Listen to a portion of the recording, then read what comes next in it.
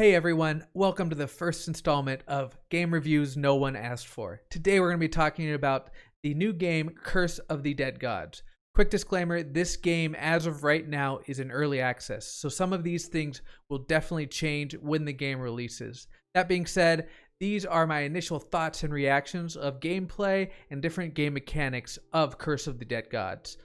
If you like this video, come check me out on Twitch, twitch.tv/Elias the Viking. You'll find the link in the description. All right, let's get into the review. First things first, let's talk about what genre this game falls into and the key features of it. Simply put, it is a third-person, top-down, roguelike dungeon crawler. The key features of the game include action RPG-style gameplay with combo-based combat and a hack-and-slash style feel to that combat. The game can be played with either a keyboard and mouse or a controller. In my experience, the controller feels much smoother, and it feels as if the developers wrote this game with a controller in mind. Though I would say the game falls strongly into the roguelike category, there is some permanent progression that can be unlocked, which are called blessings.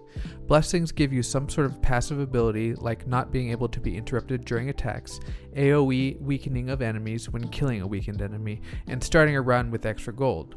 It should be noted that only 3 blessings can be equipped at a time, and you have to unlock 2 of the 3 slots through gameplay. Each time you complete a floor in the dungeon, specifically named the Temple of Jaguar in this game, you are able to select from up to 3 different floors to continue to, with the main attribute of that floor indicated on the map.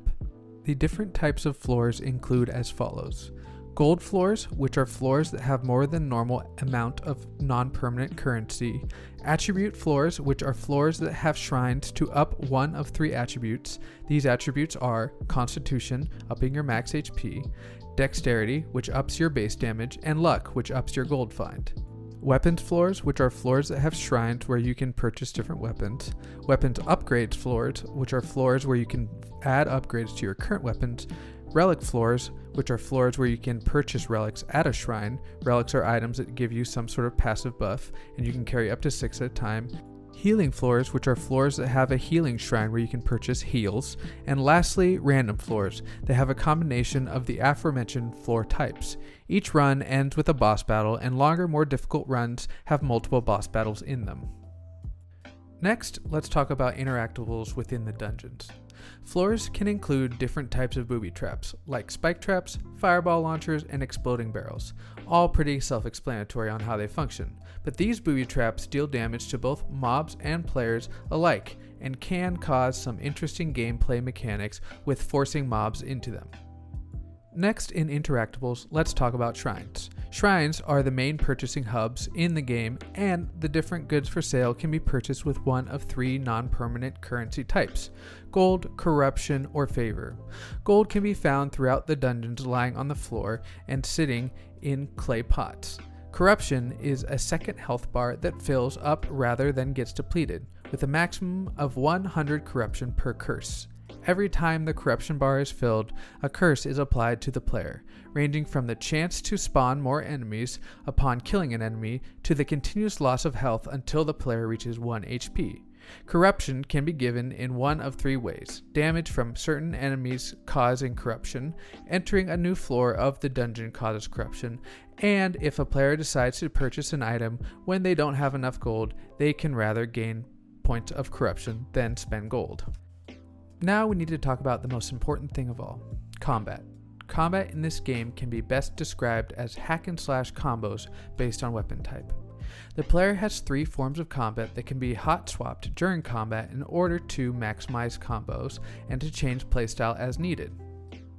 Each form of combat but the first can be significantly changed with what type of weapons you have equipped, which in turn changes the combo types and synergy. The first form is just basic torch combat, which can be used to do minor damage but is mostly used for lighting torches and keeping the darkness at bay. The second form is a primary second type form with a main hand and an offhand. Main hand weapons are usually swords, claws, or hammers, which all have their benefits and playstyle, claws being the fastest and hammers being the slowest but most base damage. Offhand is mainly used for combo finishers, and the weapon types include daggers, shields, and pistols. The third form is a heavy weapon based form. The weapons slotted in this form are mostly large weapons like longbows, spears, and two-handed hammers. The primary use of this form is to do large amounts of damage, but usually the combos are slow and leave you open to damage yourself. Though combat style is mostly determined by which weapon the player has equipped, weapons can also have attributes on them that affect combat, such as the ability to burn, poison, and critically strike enemies. It should also be noted that each weapon type has a different charged attack, which can be used to start combos and deliver large amounts of damage. Besides doing damage, the most important thing in roguelike games is to avoid damage. This can be accomplished in two ways in Curse of the Dead Gods: dodging or parrying. Dodging takes stamina, and parrying, if successful, regains stamina. Players have 5 points of stamina, and it should be noted that attacking and dodging takes stamina, but it can be regained through killing enemies and successfully parrying.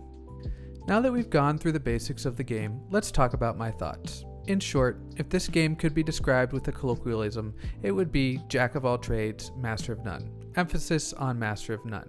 Though this game is packed with features, I find many of them frustrating and dissonant with the gameplay and game type. I had very few runs in the game that felt good, so to speak, and it felt that difficulty only existed in this game for the sake of difficulty. In the rare instances that I had synergistic weapons and relics that actually felt fun to play, the relentless and pointless punishment of corruption and curses made the runs end too early, so I found myself using mostly cheesy tactics in order to get through runs. Availability of gold within the dungeon floors was lacking at best, so I often found myself using corruption on shrines in order to keep up with dungeon difficulty. This caused curses to stack up quickly, and by the boss battles I was burdened with frustrating mechanics that seemed to hamper gameplay as opposed to enhance it. In runs where I used little to no corruption on shrines, by the time I got to more difficult floors, I felt as if my weapons damage and weapon synergy was so behind the only way to play was to lure out one enemy at a time and slowly whittle them down. This basically ruins the point of a hack and slash style game and makes the game feel slow and boring. In my mind, the use of corruption as currency could actually pass as a viable feature, and you could simply say to me, get better. But this is not the most frustrating piece about corruption. Every time you leave a floor, you gain corruption. So instead of being rewarded for beating level, you are punished. In what world is it fun to get punished for winning or progressing? I understand what the developers were trying to accomplish by adding corruption every time you leave a floor. They are simply trying to scale difficulty with the levels as you progress. But this could be accomplished in numerous ways that are better than adding curses to a player. One could be adding modifiers to different rooms. For example, when you enter a room, enemies do double damage. This essentially accomplishes the same goal, but it adds difficulty without adding frustration, and rather makes a player feel as if they are facing a new challenge as opposed to being punished for a previous one. In the end, Curse of the Dead Gods did have fun combat, and some of the combos were pretty satisfying, but the developers of the game seem to have forgotten one of the key features in roguelike games: scaling difficulty with scaling power. In any of the most notable roguelike games of today, you see within levels the ability to get blown up instantly as a player, but the ability for the player to also blow up enemies instantly.